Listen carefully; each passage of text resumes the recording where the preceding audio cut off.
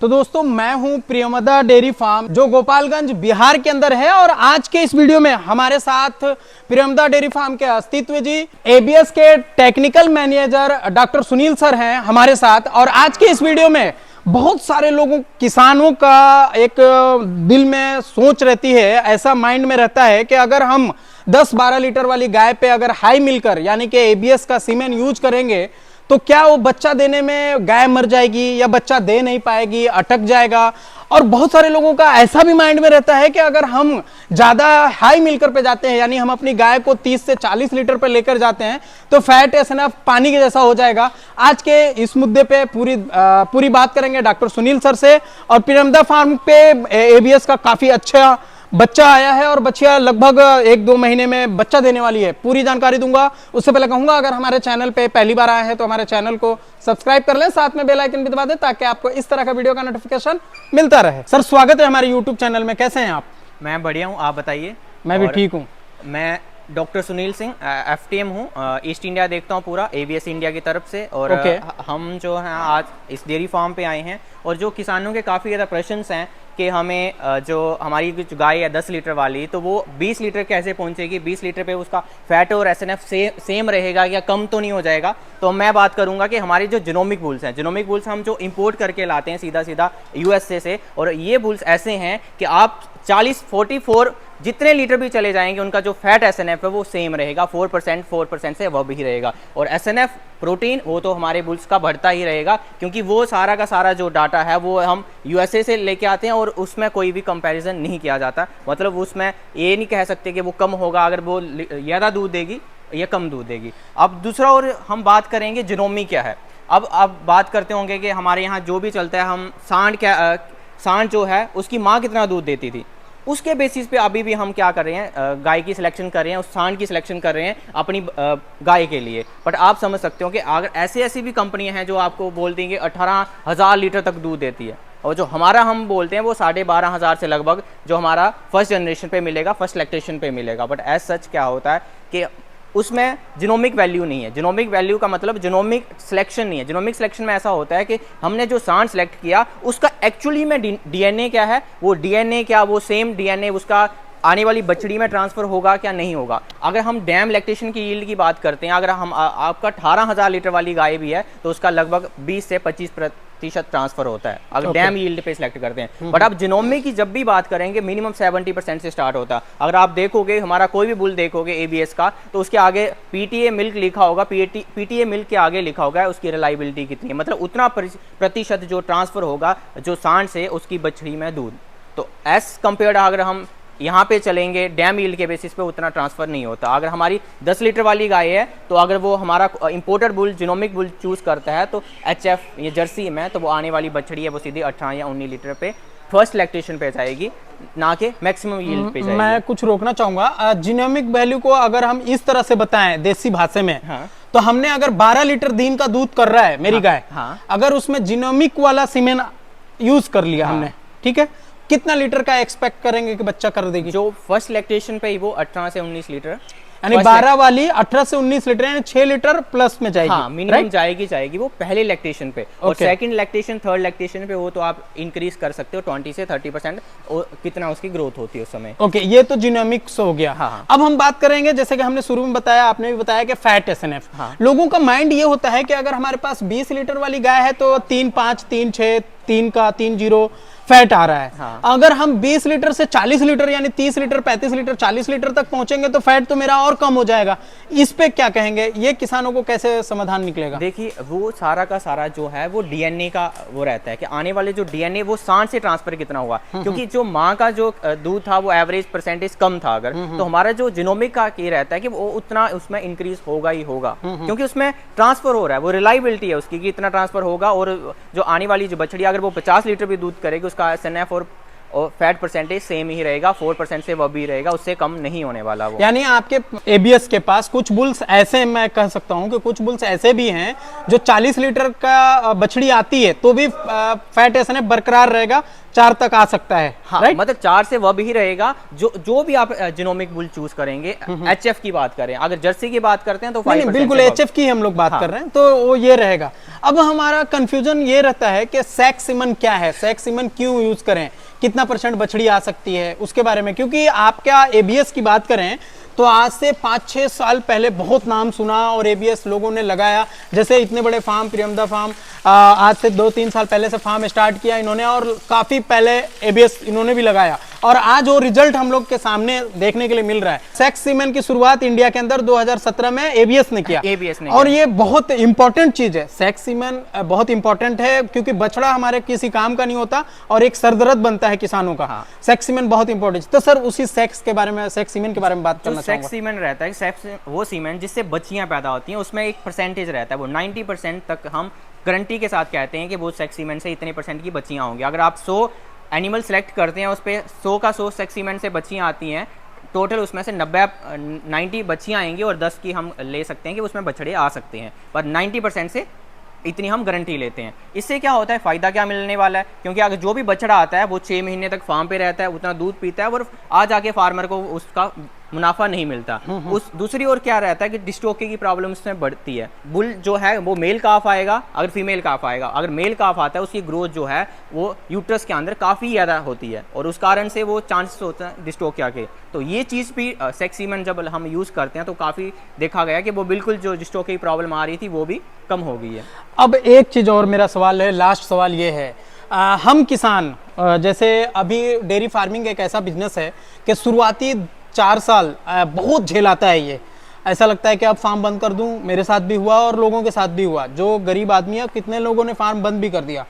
सबसे बड़ा क्या आता है सर कि बीमारियां, हाँ, या उसको थैनेला हो जाना, बार बार किसी तरह का और कीटोसिस हो जाना, या और भी क्या अगर हम ब्रीड पे काम करते जाएंगे, यानी हमने एचएफ पे काम किया है तो स्पाइक लगाया और कोई दूसरा लगाया, मीन्स कहने का मतलब है कि जितना हम ब्रीड पे जाएंगे, ब्रीड पे हम लोग जाएंगे तो क्या ये बीमारी बढ़ते जाएगी या कम होगी? देखो, जो भी अब हमारे पास क्रॉस ब्रीड है, एचएफ के साथ क्रॉस ब्रीड है, उनमें सबसे ज्यादा दिक्कत क्या आती है, इनफर्टिलिटी का इशू, क्योंकि इनमें फीड एफिशिएंसी इतनी अच्छी है नहीं है। तो उसी और क्या है कि जब भी हम प्योर की ओर जाएंगे तो उसका मिल्क प्रोडक्शन बढ़ना स्टार्ट होगा, क्योंकि जो मिल्क जीन है वो एक प्योरिटी में रहता है, किसी एक ब्रीड की प्योरिटी में रहता है, और जितना प्योरिटी होती जाएगी उसका मिल्क प्रोडक्शन बढ़ता जाएगा। और जिनोमिक यूज करें, फैट परसेंटेज और एसएनएफ तो बढ़ेगा। दूसरा और क्या रहता है कि जो इनफर्टिलिटी का इशू है, तो आप देखो पाओगे जो जिनोमिक हमारा बुल देखोगे उसमें नीचे लिखा होता है हमेशा पॉजिटिव में ट्रेड्स रहती हैं, डॉटर प्रेगनेंसी रेट क्या है, काउ कंसेप्शन रेट क्या है, वो पॉजिटिव में अगर हैं तो वो वाला प्रॉब्लम आने वाली जो बछड़ी होगी उसमें ऐसा जो माँ से बिल्कुल स्वस्थ होगी। दूसरी ओर चाहे मेस्टाइटिस की प्रॉब्लम, अगर सपोज कर लो एक गाय में एक बार मेस्टाइटिस आ जाता है और पूरा का पूरा उसका लैक्टेशन पूरा ब्याज खराब हो जाता है। उस चीज को रोकने के लिए आप देख पाओगे कि हमारे जो गाय है उसका जो अडर स्कोर है वो काफी अच्छा आता है, मतलब वो उसके साथ साथ सोमैटिक सेल स्कोर हमारे जो है जो बुल्स का वो काफी अच्छा है, तो मतलब वो सीधा ट्रांसफर हो जाता है बच्चों में और ये बिल्कुल भी प्रॉब्लम जो है मेस्टाइटिस की प्रॉब्लम ठीक हो जाती है। दूसरी ओर जैसे डिस्टोकिया की प्रॉब्लम रहती है, जो हमारे जो बच्चे आते हैं उसमें ये रहता है कि जो उसका हेड साइज रहता है वो शोल्डर विड्थ रहती है वो काफ़ी कम रहती है एज़ कम्पेयर टू नॉर्मल। तो उससे क्या होता है कि डिस्टोकिया जो अगर सेम गाय में अगर बार बार डिस्टोकिया हो रहा है, अगर उसमें जिनोमिक बुल यूज़ करते हैं तो उसको डिस्टोकिया की प्रॉब्लम नहीं आती। दूसरा है कि जो आने वाली जो हिफर होगी, जो उसकी थर्ल विड्थ रहती है, चौड़ाई रहती है, वो भी उसमें क्या होगी, ज़्यादा होगी। तो आने वाली जो बछड़ी होगी उसमें भी आप कोई भी सीमेन यूज़ करेंगे उसमें भी क्या होगा, प्रॉब्लम डिस्टोकिया की कम हो जाएगी। यानी कि कहने का मतलब है जितना ब्रीड पे जाएंगे हम बीमारी खत्म होगी ना कि और बढ़ेगी। हाँ। चाहे आप 40 लीटर वाली क्यों ना ले लें, राइट। ओके, अब लास्ट क्वेश्चन ये है कि हमारे बिहार के अंदर एबीएस हर जगह नहीं मिल पाता है। दूसरा बहुत सारे ऐसा सुनने में आता है, मैं क्योंकि लोगों के सामने जुड़ा हुआ हूँ, लोगों के साथ बातचीत होती है, आपके एबीएस में डुप्लीकेसी का बहुत ज़्यादा प्रॉब्लम है, उसको कैसे आप देख रहे हैं, कैसे उसको मैनेज कर रहे हैं? देखिए, हम फार्मर से अभी बोलते हैं कि जो भी आप सीमेंट लेते हैं किसी भी अथॉराइज्ड डिस्ट्रीब्यूटर से लेते हैं। हमारा हर जगह अथॉराइज्ड डिस्ट्रीब्यूटर इस कारण से नहीं है क्योंकि हम कोई विश्वास के पात्र बन नहीं पाता और मे भी वो डुप्लीकेसी वही करना स्टार्ट हो जाए। उस चीज़ को देखते हुए हमारे पास सिर्फ अथॉराइज्ड डिस्ट्रीब्यूटर कम है और हम फार्मर से यही रिक्वेस्ट करते हैं कि आप ऑथराइज डिस्ट्रीब्यूटर से ही सीमेंट लें और बिल के साथ लें, और हमने उसका बिल भी जो दे रखा है ऑथराइज डिस्ट्रीब्यूटर को, जो हम डायरेक्टली एबीएस से भेजते हैं उनके लिए। अगर वो लेते हैं तो ऐसा कोई भी प्रॉब्लम नहीं है। कोई कॉन्टैक्ट नंबर सर आपका, जिससे लोगों को आपसे जुड़ने के बाद वो अपने एरिया में कौन सा ओरिजिनल है, किसके पास आपने दिया है, वो मिल सके? तो मैं वो जो डाटा है वो आपके इसमें डाल दूंगा कि आप डिस्क्रिप्शन में डाल दीजिएगा। नंबर जो है वो हमारा व्हाट्सएप ग्रुप चलता है, उसमें भी लोग जुड़ना स्टार्ट हो जाएं, वो भी हम आपको उस डिस्क्रिप्शन में लिंक उसका भेज देंगे। ओके, थैंक यू सर, बहुत अच्छा लगा आपसे मिलके, थैंक यू सर। स्वागत है हमारे यूट्यूब चैनल में, कैसे हैं आप? बढ़िया, फर्स्ट क्लास। आप कैसे हैं? बहुत बढ़िया सर। आज का टॉपिक ही हमारा ब्रीडिंग कैसे करें सर, उसी के बारे में आज बात करना है। देखिए, हम लोग फार्म जो जब शुरू किए थे सितंबर 2020 में हम लोग का शुरू हुआ था। 12 सितंबर 2020 को हम लोग 6-7 गाय पंजाब से लेके आए, शुरू किए थे। तो शुरुआत के दिनों में हम लोग को सीमन का बहुत प्रॉब्लम हो रहा था। जैसे एबीएस का सीमन, हम चाह रहे थे कि हम लोग को एबीएस के सीमन मिले, बट उसका डिस्ट्रीब्यूटर वगैरह नहीं मिल रहा था। काफ़ी पता करने के बाद जब आपसे बात हुई तो नीरज जी का नंबर मिला और नीरज जी से हमने सीमन प्रोक्योर किया। सबसे पहले सीजन में हमने एबीएस सर पहले पता था कि ब्रीडिंग करना होगा अगर फार्मिंग में टिका रहना है? ये पहले दिन से क्लियर था कि मतलब 20-25 लीटर की गाय नहीं चाहिए, 40 लीटर 50 लीटर की गाय चाहिए। और ये पता था कि देखिए एबीएस जो है इंडिया में जो है इंपोर्ट कर रहा है बुल, तो ये हमारे दिमाग में था कि हमको यूएस के जो सबसे अच्छे बुल हैं, जीनोमिक बुल्स हैं, उनका ही सीमन इस्तेमाल करना है। मेरा फोकस था कि हमको फिजिकल ट्रेट्स भी ओके करना है गाय का, फैट एसएनएफ भी बढ़ाना है और मिल्क प्रोडक्शन भी बढ़ाना है। मेरा सिर्फ ये मिल्क प्रोडक्शन को बढ़ाने के और बाद में मेस्टाइटिस और इन सब चीज़ों की परेशानी से जूझना नहीं चाहते थे। इसलिए पहले दिन से हम लोग उस समय एबीएस को सेलेक्ट किए कि एबीएस के साथ हम लोग अपना ब्रीडिंग प्रोग्राम शुरू करेंगे।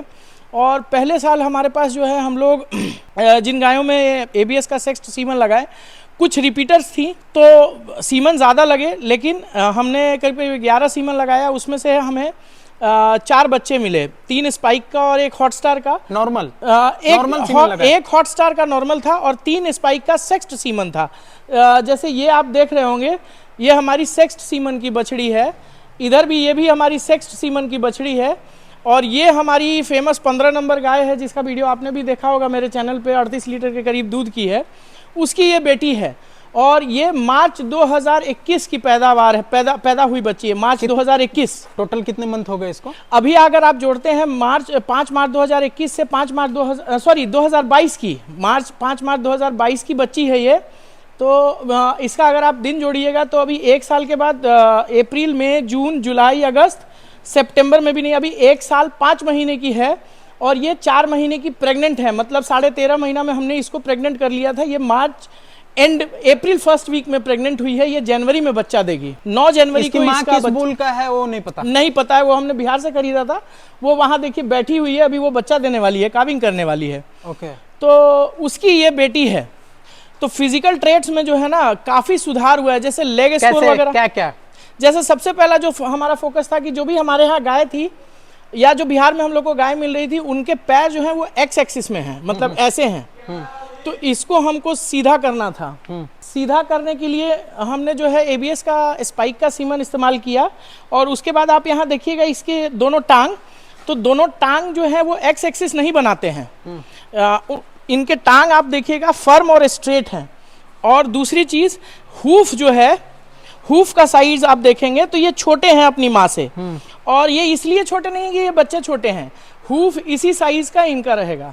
तो इस तरीके से ब्रीडिंग पे हम लोग काम किए हैं। बच्चा था सर जब आपने ये बच्चा पैदा हुआ था ना, तो आपने ताली बजाकर खूब जी सर, जो ताली वाली बच्चिया है वो ये है। ओके, के मेरे पास पहली बार बच्चा। हाँ, और ये 42 किलो की थी। कितना सेक्स सीमेन आपने यूज किया था, तो कितनी बछड़ी आई? 11 सीमन हमने लगाया था, जिसमें से 4 बछिया हमको मिली थी, बाकी 7 खराब हो गई थी। हाँ, चूंकि रिपीटर गाय थी सारी। बछड़ी में कितनी लगाया था आपने? सर हमारे यहाँ हीफर में हमने लास्ट ईयर 4 हीफर थी, जिसमें से 3 में हमने एबीएस के सीमन इस्तेमाल किए थे, जिसमें 1 में एबीएस बादल और 2 में एबीएस हैमर लगा था। और एक और हमारी एबीएस जिग की सेक्स्ट सीमन हमने लगाया था। चारों में 100% रिजल्ट आया। एक बार में सिंगल शॉट गाभिन हुई है और उनसे जो है हमको बछिया ही प्राप्त हुआ है। टोटल जो एबीएस के बच्चे अभी अपने पास हैं, वो टोटल अगर संख्या में गिने तो मेरे पास 6 हैमर के बच्चे हैं, 3 स्पाइक है, 1 हॉटस्टार है, 1 एबीएस जिग है और 1 एबीएस बादल है। टोटल 12 बच्चे हैं। 12 बच्चे में 11 बच्चे सेक्स्ट के हैं। ओके, इन सब का आज के इस वीडियो में तो मिल्क रिकॉर्ड नहीं दिखाएंगे, लेकिन आप अपने चैनल पे मिल्क रिकॉर्ड भी दिखाते रहते हैं जी। तो क्या आपको अंदाजा है कि ये पहली ब्यात में कितना दूध कर देगी? और टेक्निकल टीम के जो हमारे डॉक्टर साहब हैं, डॉक्टर सुनील सर आपने भी इस वीडियो में हम लोग को नहीं बता पाए कि कितना दूध कर देगी। मैं चाहूंगा कि आप भी इसके बारे में बताएं कि ये फर्स्ट लैक्टेशन में कितना दूध कर देगी। देखिए, इसकी मदर जो है थर्ड लैक्टेशन में 28 लीटर दूध दे रही थी, तो हम लोग एक्सपेक्ट कर रहे हैं कि ये फर्स्ट लैक्टेशन में ही 28 से 30 लीटर दूध निकाल देगी और थर्ड लैक्टेशन जाते जाते 38 से 40 लीटर दूध तक ये गाय पहुंचेगी, बनेगी। और इसका अभी के डेट में अगर वेट का बात करें तो ऑलरेडी ये 450 किलो की हो गई है और अभी 2 महीने से ज्यादा समय पड़ा है इसको बच्चा देने में। इसकी जो मदर थी वो लास्ट ईयर डेथ कर गई। मेरे चैनल पे इसका वीडियो भी है, 13 नंबर गाय की बच्ची है ये। इसकी मदर का जो वेट था that was around 419 kilos in third lactation. तो समझिए कि 419 किलो की गाय से 452 किलो की बछिया हम लोग को आ गई है। अगर आप बोलेंगे तो मैं इसका वेट भी, मेरे पास वेइंग टेप है, आप बोलेंगे तो मैं वेट करके दिखा सकता हूं। एक अंदाजन 400 केजी है वेट में क्लियर। अभी मैंने इसका वेट किया था जब आप लोग के साथ वीडियो बन रहा था तो 450 455 किलो इसका वेट है। बिल्कुल। और ये कितने दिन की है और ये कितने दिन की है? दोनों एक ही बुल का है। ये दिसंबर 2021 20 दिसंबर की पैदा है, यानी दो साल हो जाएगा दिसंबर में 2 साल होगा। अभी 2 साल ये नहीं हुआ। 2024 मार्च में 2 साल ये 1 साल 5 महीने की है और ये 1 साल 8 महीने की है। प्रेग्नेंट कितने दिन की है? इसको अब 2 महीने रह गए। ये 7 मंथ्स प्रेग्नेंट है। ये अप्रैल से जोड़ लीजिए, अप्रैल में जून जुलाई अगस्त, ये आपका सॉरी अप्रैल में जून जुलाई मई से जोड़िएगा ना। 4.5-5 महीने की प्रेग्नेंट है ये। 4.5-5 महीने की प्रेग्नेंट ये है। ओके। हाँ, और जनवरी 9 ये को दोनों बच्चा बछड़ी देने जो वाली बची है ये दोनों वो जो है वो एबीएस के बेगूसराय के सीमन की है। तो इसका बच्चा देने वाली है ये भी अक्टूबर में बच्चा देने वाली है। एबीएस का सुधा के थ्रू जो एबीएस मिलता है उसका है, राइट? जी, ये एबीएस स्पाइक का है। ये स्पाइक का है। ये जो है ये अभी 4 महीने की प्रेग्नेंट है और ये भी मार्च में बच्चा हुई थी, मार्च 2022 में। ओके। इसके पास थोड़ा हम लोग नहीं जा रहे हैं क्योंकि इसकी मदर का जो है ना नेचर पैर मारने का है और इसमें भी थोड़ा सा वो रह गया है। अभी ब्रीडिंग पे काम करने के लिए आप क्या कहना चाहेंगे? एकदम देखिए कि कोई भी बड़ी जो गाय है या छोटी गाय, बिहार की किसी भी गाय से हम लोग जो बच्चा ले रहे हैं कोई प्रॉब्लम नहीं है। स्पाइक का सीमन हमने लगाया है, हैमर का सीमन लगाया है।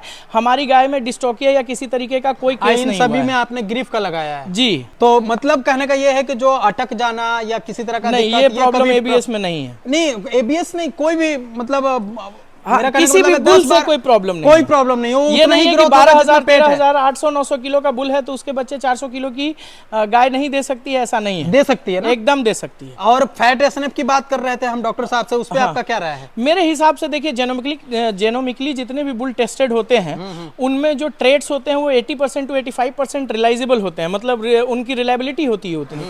तो ये ज्यादा सोचने की बात नहीं है। जो कंपनियां आगे काम कर रही हैं, किसी को भारत में एक दिन का काम नहीं है, 100 साल 20 साल 50 साल काम करने आई हैं, तो वो इस तरीके के गाय आपको नहीं देंगी, इस तरीके के बुल के सीमन प्रोडक्ट करके नहीं देंगी जिससे आपको लॉस हो। तो इन सब चीज़ के लिए रिलायबल है और रिलायबल कंपनी से लीजिए, आपको डेफिनेटली इसमें बेनिफिट होगा। एक क्वेश्चन है, थोड़ा सिर्फ हाँ या ना में दो ऑप्शन दूंगा, उसी में जवाब देना है। डेयरी फार्मर अगर कोई नया कर रहा है तो उसको दूध बेचने पे फोकस करना चाहिए या ब्रीडिंग पे करना चाहिए? देखिए, दूध बेचने पे फोकस तब करना चाहिए जब वो ब्रीडिंग अपना पूरा कर ले।